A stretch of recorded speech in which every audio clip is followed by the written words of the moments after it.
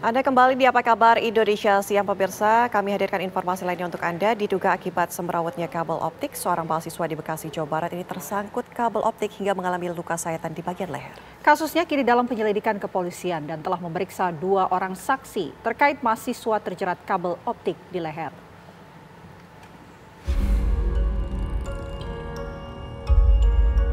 Beginilah kondisi kabel optik yang berada di Jalan Raya Silem 2, Kelurahan Kaliabang Tengah, tempat seorang mahasiswa bernama History Kali Power terjatuh akibat tersangkut kabel. Korban terjatuh dari sepeda motor akibat leher korban terjerat kabel optik yang semrawut. Sebelumnya, kabel terpasang dari tiang ke tiang, namun kemudian kabel tersebut putus hingga menjuntai ke jalan. Memang kabel itu berjuntai di situ tuh kayaknya dari pagi kayaknya. Kemudian Lewat lah dia, cuman angin agak kenceng nih angin nih. Itu lewat, langsung gubrak. Kaget dong, leher gini di situ. Yo. Kabel masih nyangkut. Sementara korban yang ditemui di rumahnya di perumahan Pondok Ungu Permai, Kecamatan Bekasi Utara, Kota Bekasi.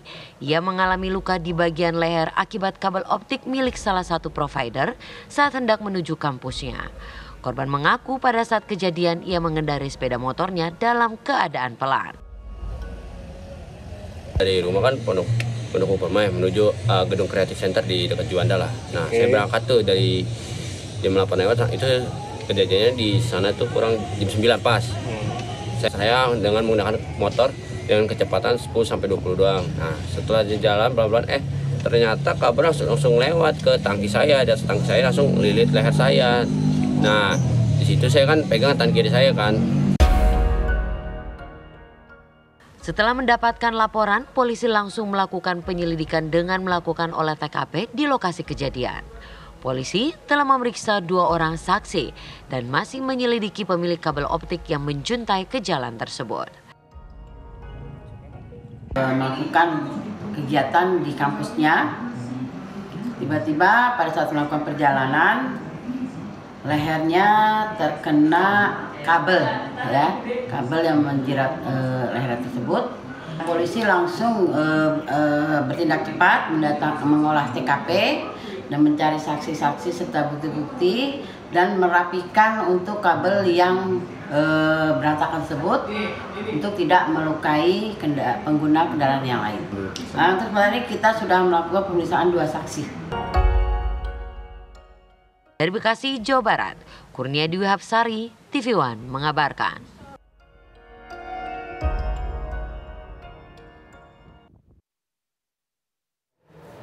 Lagi-lagi kabel fiber optik menelan korban, dan untuk membahas lebih jauh sebenarnya kronologis kejadiannya seperti apa, kami sudah tersambung bersama dengan korban History Kali Power yang merupakan korban terlilit kabel fiber optik serta kuasa hukum ataupun pengacara dari korban, Kristiano Manurung. Selamat siang Mas Kristiano dan juga Mas Kelly. Selamat siang. Ya, Mbak. Oke, mungkin pertama-tama saya mau ke Mas Kali terlebih dahulu. Mas Kali, kronologis kejadiannya awal mulanya ini bisa terlilit kabel fiber optik, ceritanya seperti apa, Mas? Jadi gini, Mbak.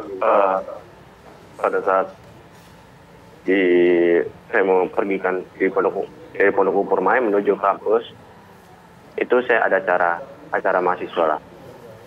Di situ saya berjalan bawa motor pelan.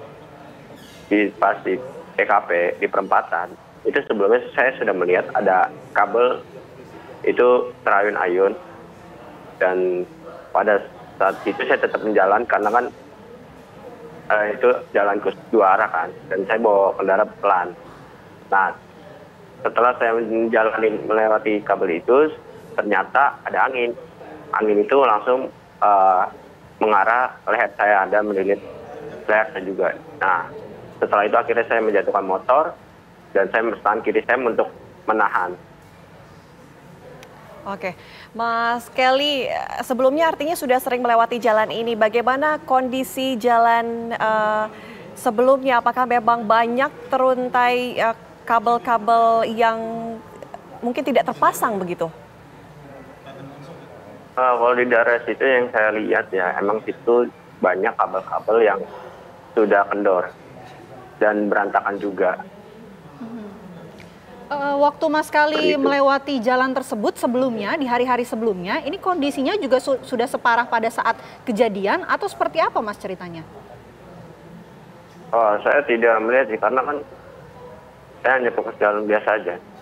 Cuman yang saya tahu ya, di daerah di situ emang banyak kabel-kabel di situ tuh sudah berantakan. Oke.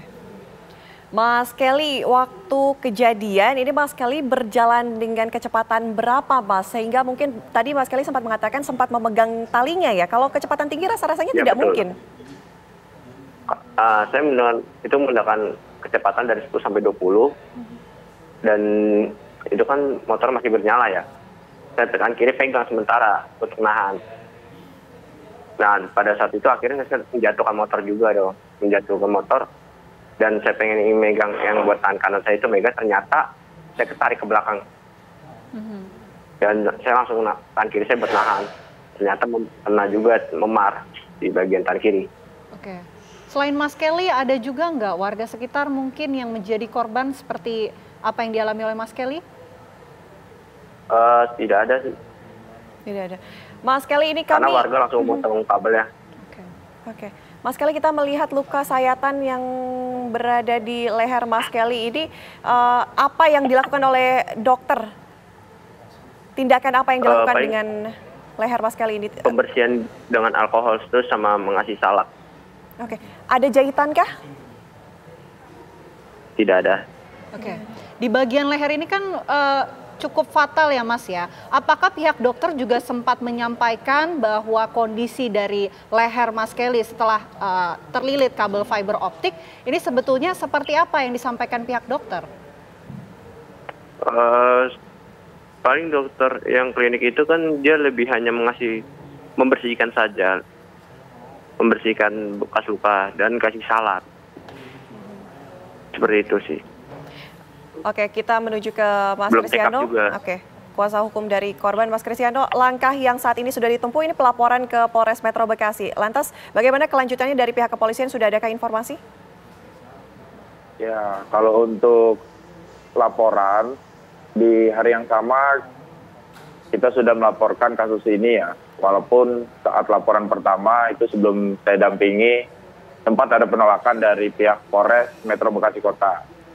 Baru setelah saya dampingi, ya barulah laporan itu diterima dengan segala bahasa yang berbelit lah. Dan untuk statusnya sekarang masih proses lidik, tetapi tadi siang kami mendapat pesan dari pihak Polres Metro untuk sore ini datang untuk dimintai keterangan lebih lanjut. Oke, mungkin dari pihaknya Mas Kelly dan juga kuasa hukum menduga siapakah yang harus bertanggung jawab atas kejadian yang dialami oleh Mas Kelly ini, Mas?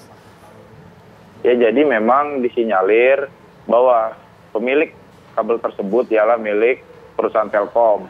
Dan memang semalam atau kemarin saya sempat dihubungi. Yang pertama dihubungi itu klien saya, baru klien saya menyerahkan ke saya untuk bertemu dengan pihak Telkom selaku MG-nya. Memang sempat ada bahasa untuk itikat ya, tetapi saya melihat itikat yang disarankan oleh pihak Telkom itu benar-benar apa ya, tidak rasional lah gitu. Baru tadi pagi saya dikabari, karena memang saat saya bertemu ya ketika pihak Telkom menyampaikan ada itikat pertanggungjawaban dari pihak Telkom, ya tentu kita sambut kan gitu. Tapi tentu kita melihat seberapa antusiasnya pihak Telkom memberikan itikat baik atau pertanggungjawaban atas ganti rugi yang dialami klien kami. Dan kagetnya saya, lucunya saya, pihak Telkom itu seperti menghina klien kami. Karena ya dengan seseorang yang hampir putus lehernya, hampir tewas gitu dengan merasakan segala luka, bahkan kerugian material dan imaterial, pihak Telkom hanya menawarkan ganti rugi 50 juta. Bagi saya itu suatu penghinaan terhadap klien saya. Oke. Untuk itikat seperti itu artinya 50 juta tidak diterima. Lantas apa yang kemudian diinginkan oleh pihak korban? Ya tentunya dari pihak Telkom harus lebih rasional lah Padahal saya sudah menjabarkan efek ataupun dampak dari kecelakaan ini yang disebabkan karena kelalaian dari pihak perusahaan mereka, harusnya dia lebih rasional lah. Ya tentu harga segitu kita pasti menolak. Ini manusia gitu.